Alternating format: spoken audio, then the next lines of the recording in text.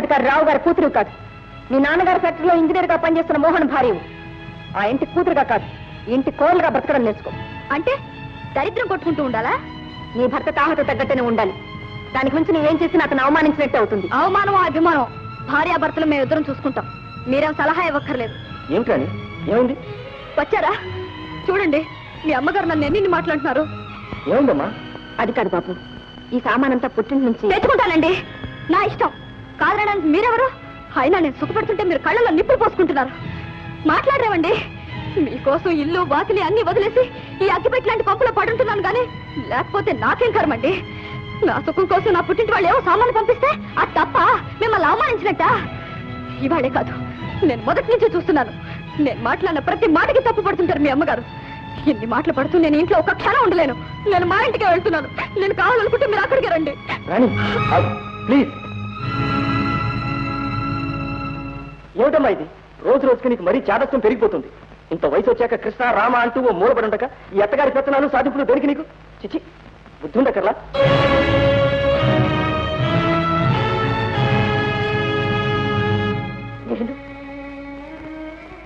నేను ఒక మూలపడి ఉండాలా బాబు? అంతేరా, ఈ అమ్మతో నీకు అవసరం తీరిపోయింది. అలాగే నేను ఒక మూల పడి ఉంటాను. అలాగే అయ్యారు బయట కారు బయట పెట్టరా. లేదండి, పెద్దయ్య గారు బజార్ వెళ్ళాలంట. ఏమిట్రా? ఏయ్, నేను చెన్నయ్య మామగారిని రా. నీకు పెద్దయ్యారు గొప్ప, నేను గొప్ప.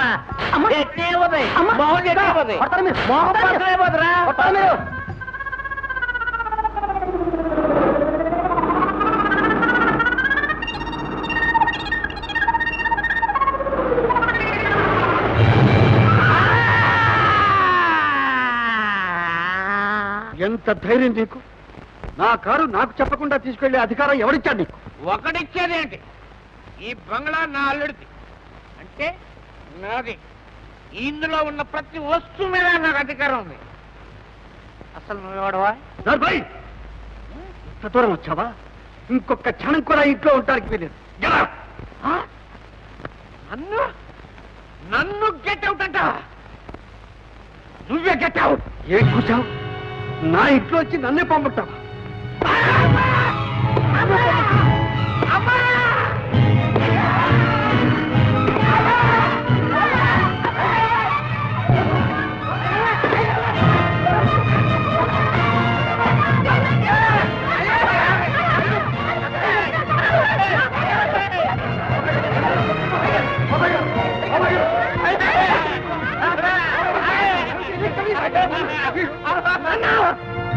ఏమిటి ఆవేశం?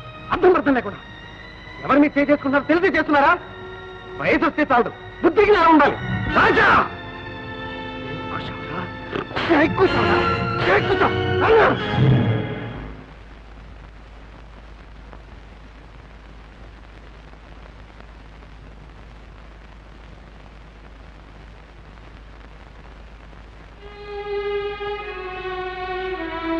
జరిగింది చాలు, ఇక పదండి.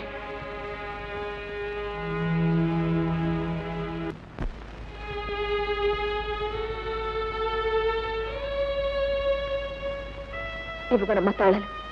మా అబ్బాయి ఇస్తే ఇచ్చే. అదేమిటమ్మా, నువ్వెక్కడికి? నా దేవుడి దగ్గరికి. చిన్న మాట పట్టింపు కోసం నా ఇంటికి నా దైవానికి ఇన్నేళ్లు దూరం అయ్యాను. నేనెక్కడ ఉండాలో, నా చోటెక్కడో ఇప్పుడు తెలిసింది. వస్తానమ్మా.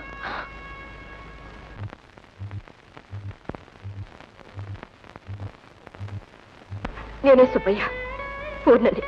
మీరా వచ్చారమ్మా? ఇప్పుడు వచ్చారమ్మా? ఇంకొంచెం ముందు వచ్చుంటే. ఏమిటి సుబ్బయ్య, ఏమైంది? అయ్యగారేనే అన్ని బంధాలు తెగిపోయాక ఇంకా ఇక్కడ ఎందుకుంటారమ్మా? వెళ్ళిపోయారమ్మా, వెళ్ళిపోయారు.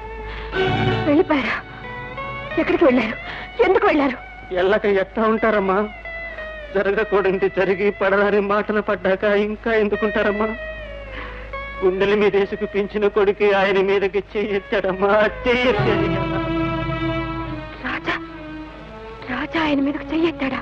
అంతేకాదమ్మా, ఏ బిడ్డ కన్నవాళ్ళని అనకూడని మాటలు అన్నాడమ్మా. అంత వాడయ్యాడా? ఎక్కడ వాడు? రాజా! మీరా? రండమ్మా. దౌర్భాగ్యుడా, ఎంత పని చేశావురా? కన్న తండ్రి మీదకే చెయ్యి తెంతటి వాడివయ్యావా? కొసరి కొసరి గోరు ముద్దలు తినిపించి కొండంత ఆశతో పెంచారే. నువ్వు నేల మీద నడిస్తే కాళ్ళకు మట్టి అవుతుందని అరచేతుల మీద నడిపించారే. తల్లి తండ్రి అన్ని తానే కళ్ళల్లో పెట్టుకుని కాపాడారే. అటువంటి ఆయన మీదకి చెయ్యెత్తావా? చెప్పు, తప్పు చేశానని చెప్పు. నీకెప్పుడు చేయాలని చెప్పు.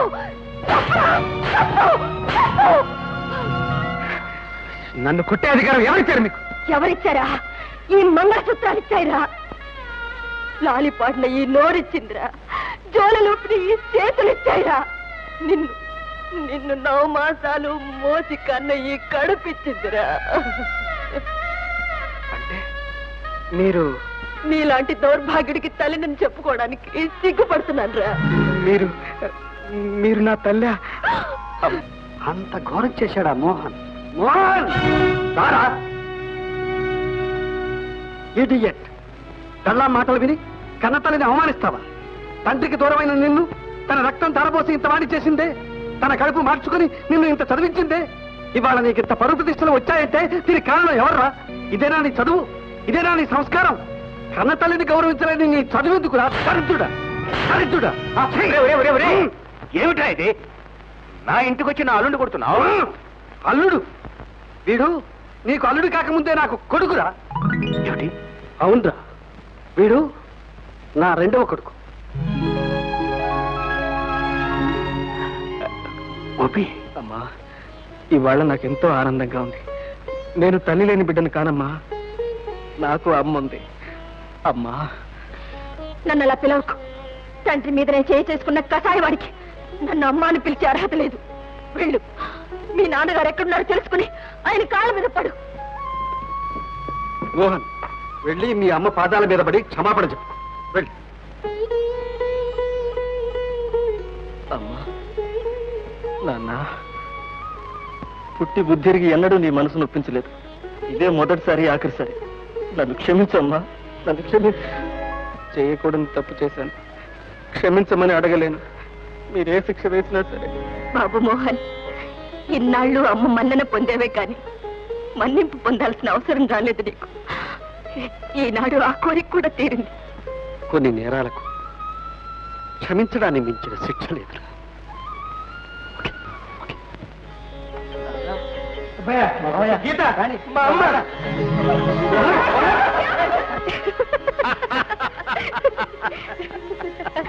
ఒరే మోహన్, మీ నాన్నగారు పడిపోతారా?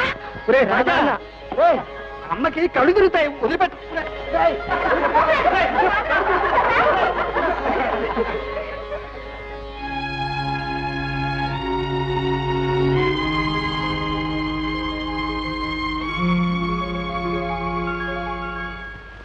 భార్యాభర్తల్లో ఎవరో ఒకరు సర్దుకుని పోకపోతే సంసారాలు కూలిపోతాయని, జీవితాలు వాడిపోతాయని ఆలస్యంగా తెలుసుకున్నానండి. భర్త నీడన ఉంటేనే భార్య గౌరవని ఇన్నాళ్లకు తెలుసుకున్నాను. నన్ను క్షమించండి. రక్తంలో వేడి తగ్గాక, ఒంట్లో శక్తి పోయాక తోడు నిలిచేది, తృప్తినిచ్చేది కట్టుకున్న భార్య గాని కన్న బిడ్డలు కాదని తెలుసుకోవడానికి 25 ఏళ్లు ఖర్చయిపోయాయి. నన్ను పండించుకుంటా. ఒరే గోపి, మాంగళ్యం కట్టినప్పుడు మీరు కేవలం భార్యాభర్త. మనసులు తెలుసుకుని ఇప్పుడు నిండు దంపతులయ్యారు. కొడుకులు, కోడలు, మీరు వయసులో ఉన్నవాడు, మేము వయసు మళ్ళిన వాళ్ళం. కాబట్టి మీ మధ్యన మేము పానకంలో పుడకలాగా ఉంటాం. అందుకని వస్తా. ఉండవో, 25 సంవత్సరాల నుంచి మిగిలిన కథలు కబుర్లు ఎన్నో చెప్పుకోవాలి. Don't disturb them. చిగురేసే మొగ్గేసే